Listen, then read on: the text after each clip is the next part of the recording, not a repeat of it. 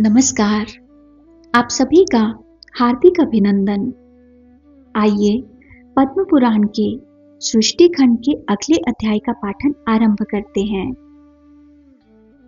लक्ष्मी जी के प्रादुर्भाव की कथा, समुद्र मंथन और अमृत प्राप्ति। भीष्म जी ने कहा, मुने, मैंने तो सुना था लक्ष्मी जी क्षीर समुद्र से प्रकट हुई हैं। फिर आपने यह कैसे कहा कि वे भृगु की पत्नी ख्याति के गर्भ से उत्पन्न हुई? पुलस्त्य जी बोले, राजन, तुमने मुझसे जो प्रश्न किया है उसका उत्तर सुनो। लक्ष्मी जी के जन्म का संबंध समुद्र से है। यह बात मैंने भी ब्रह्मा जी के मुख से सुन रखी है। एक समय की बात है, दैत्यों और दानवों ने बड़ी भारी सेना लेकर देवताओं पर चढ़ाई की। उस युद्ध में दैत्यों के सामने देवता परास्त हो गए। तब इंद्र आदि संपूर्ण देवता अग्नि को आगे करके ब्रह्मा जी की शरण में गए। वहां उन्होंने अपना सारा हाल ठीक ठीक कह सुनाया। ब्रह्मा जी ने कहा, तुम लोग मेरे साथ भगवान की शरण में चलो। यह कहकर वे संपूर्ण देवताओं को साथ ले क्षीर सागर के उत्तर तट पर गए और भगवान वासुदेव को संबोधित करके बोले, विष्णु, शीघ्र उठिए और इन देवताओं का कल्याण कीजिए। आपकी सहायता न मिलने से दानव इन्हें बारंबार परास्त करते हैं। उनके ऐसा कहने पर कमल के समान नेत्र वाले भगवान अंतर्यामी पुरुषोत्तम ने देवताओं के शरीर की अपूर्व अवस्था देखकर कहा, देवगण, मैं तुम्हारे तेज की वृद्धि करूंगा। मैं जो उपाय बतलाता हूँ उसे तुम लोग करो। दैत्यों के साथ मिलकर सब प्रकार की औषधियां ले आओ और उन्हें क्षीर सागर में डाल दो। फिर मंद्राचल को मथानी और वासुकी नाग को नेति रस्सी बनाकर समुद्र का मंथन करते हुए उससे अमृत निकालो। इस कार्य में मैं तुम लोगों की सहायता करूंगा। समुद्र का मंथन करने पर जो अमृत निकलेगा उसका पान करने से तुम लोग बलवान और अमर हो जाओगे। देवादिदेव भगवान के ऐसा कहने पर संपूर्ण देवता दैत्यों के साथ संधि करके अमृत निकालने के यत्न में लग गए। देव, दानव और दैत्य सब मिलकर सब प्रकार की औषधियां ले आए और उन्हें क्षीर सागर में डालकर मंद्राचल को मथानी एवं वासुकी नाग को नेति बनाकर बड़े वेग से मंथन करने लगे। भगवान विष्णु की प्रेरणा से सब देवता एक साथ रहकर वासुकी की पूंछ की ओर गए और दैत्यों को उन्होंने वासुकी के सिर की ओर खड़ा कर दिया।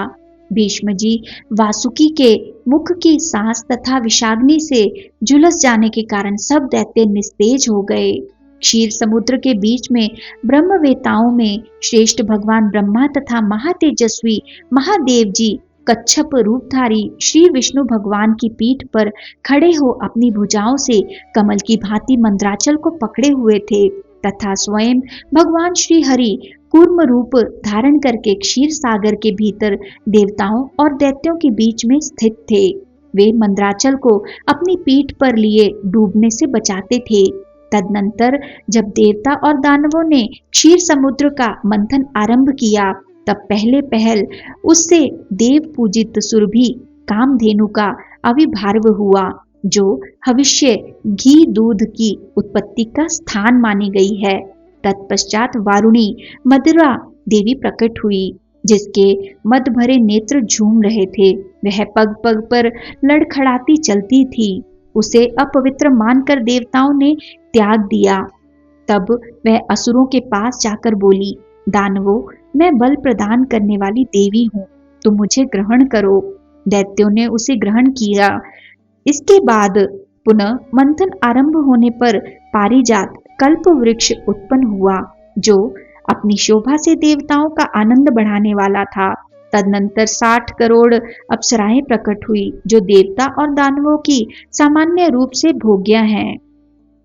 जो लोग पुण्य कर्म करके देवलोक में जाते हैं, उनका भी उनके ऊपर समान अधिकार होता है।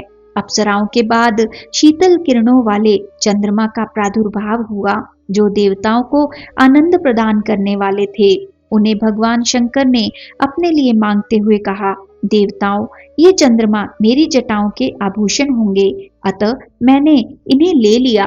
ब्रह्मा जी ने बहुत अच्छा कहकर शंकर जी की बात का अनुमोदन किया।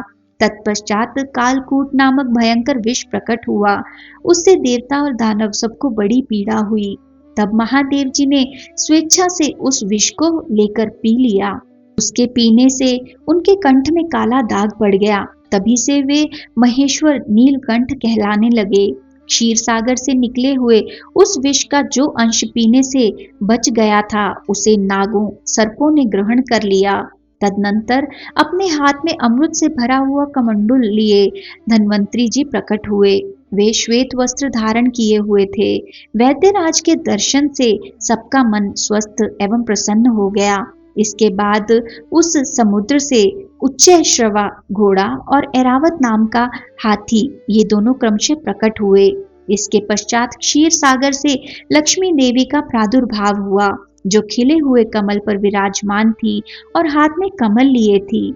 उनकी प्रभा चारों ओर छिटक रही थी। उस समय महर्षियों ने श्री सूक्त का पाठ करते हुए बड़ी प्रसन्नता के साथ उनका स्तवन किया। साक्षात क्षीर समुद्र ने दिव्य पुरुष के रूप में प्रकट होकर लक्ष्मी जी को एक सुंदर माला भेंट की, जिसके कमल कभी मुरझाते नहीं थे। विश्वकर्मा ने उनके समस्त अंगों में आभूषण पहना दिए। स्नान के पश्चात दिव्य माला और दिव्य वस्त्र धारण करके जब वे सब प्रकार के आभूषणों से विभूषित हुई, तब इंद्र आदि देवता तथा विद्याधर आदि ने भी उन्हें प्राप्त करने की इच्छा की। तब ब्रह्मा जी ने भगवान विष्णु से कहा, वासुदेव, मेरे द्वारा दी हुई इस लक्ष्मी देवी को आप ही ग्रहण करें। मैंने देवताओं और दानवों को मना कर दिया है, वे इन्हें पाने की इच्छा नहीं करेंगे। आपने जो स्थिरता पूर्वक इस समुद्र मंथन के कार्य को संपन्न किया है, इससे आप पर मैं बहुत संतुष्ट हूँ। यूं कहकर ब्रह्मा जी लक्ष्मी जी से बोले, देवी, तुम भगवान केशव के पास जाओ। मेरे दिए हुए पति को पाकर अनंत वर्षों तक आनंद का उपभोग करो। ब्रह्मा जी के ऐसा कहने पर लक्ष्मी जी समस्त देवताओं के देखते देखते श्री हरि के वक्ष स्थल में चली गई और भगवान से बोली, देव, आप कभी मेरा परित्याग ना करें। संपूर्ण जगत के प्रियतम, मैं सदा आपके आदेश का पालन करती हुई आपके वक्ष स्थल में निवास करूंगी। यह कहकर लक्ष्मी जी ने कृपापूर्ण दृष्टि से देवताओं की ओर देखा। इससे उन्हें बड़ी प्रसन्नता हुई। इधर लक्ष्मी से परित्यक्त होने पर दैत्यों को बड़ा उद्वेग हुआ। उन्होंने झपटकर धन्वंतरी के हाथ से अमृत का पात्र छीन लिया। तब विष्णु ने माया से सुंदरी स्त्री का रूप धारण करके दैत्यों को लुभाया और उनके निकट जाकर कहा, यह अमृत का कमंडल मुझे दे दो। उस त्रिभुवन सुंदरी रूपवती नारी को देखकर दैत्यों का चित्त काम के वशीभूत हो गया। उन्होंने चुपचाप वह अमृत उस सुंदरी के हाथ में दे दिया और स्वयं उसका मुंह ताकने लगे। दानवों से अमृत लेकर भगवान ने देवताओं को दे दिया और इंद्र आदि देवता तत्काल उस अमृत को पी गए। यह देख दैत्यगण भांति भांति के अस्त्र शस्त्र और तलवारें हाथ में लेकर देवताओं पर टूट पड़े, परंतु देवता अमृत पीकर बलवान हो चुके थे। उन्होंने दैत्य सेना को परास्त कर दिया। देवताओं की मार पड़ने पर दैत्यों ने भागकर चारों दिशाओं की शरण ली और कितने ही पाताल में घुस गए। तब संपूर्ण देवता आनंद मग्न हो शंख चक्र और गदा धारण करने वाले भगवान विष्णु को प्रणाम करके स्वर्ग लोक को चले गए। तब से सूर्य देव की प्रभा स्वच्छ हो गई। वे अपने मार्ग से चलने लगे। भगवान अग्निदेव भी मनोहर दीप्ति से युक्त हो प्रज्वलित होने लगे तथा सब प्राणियों का मन धर्म में संलग्न रहने लगा। भगवान विष्णु से सुरक्षित होकर समस्त त्रिलोकी श्री प्रसन्न हो गई।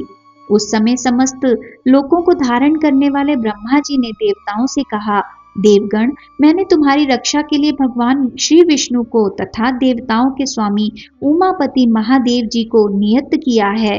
वे दोनों तुम्हारे योग क्षेम का निर्वाह करेंगे। तुम सदा उनकी उपासना करते रहना, क्योंकि वे तुम्हारा कल्याण करने वाले हैं।